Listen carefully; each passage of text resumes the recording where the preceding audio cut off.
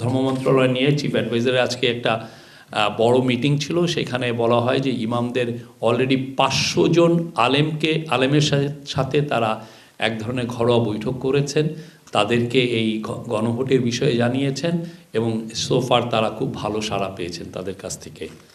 এছাড়া ইমাম প্রশিক্ষণ কেন্দ্র যেগুলো আছে এবং বাংলাদেশে আপনি জানেন যে মক্তব আছে, যেখানে খুবই প্রি প্রাইমারি লেভেলে পড়ানো হয়, সেই জায়গার ৭৭,০০০ মক্তব আছে। তাদের যারা মক্তবে যারা পড়ান, বিশেষ করে ইমামরাই পড়ান মূলত, তাদেরকেও কীভাবে এইখানে ইনভলভ করা যায় সেই বিষয়েও আজকে এই বিষয়ে জোর দেওয়া হয়।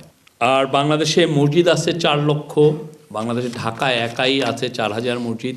সমস্ত মসজিদের ইমামদেরকে কিভাবে উদ্বুদ্ধ করা যায় এবং এছাড়া অন্যান্য ধর্মের যারা জনগোষ্ঠী আছেন তাদের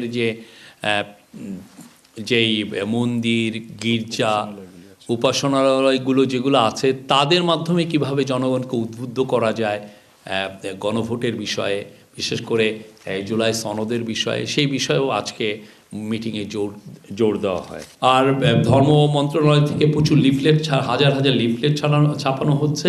সেই লিফলেটগুলোও জনগণকে এই গণভোটের বিষয়ে উদ্বুদ্ধ করার লক্ষ্যে লিফলেটগুলো সবারকে পুরো সারা বাংলাদেশে এই লিফলেটগুলো বিতরণ করা হবে।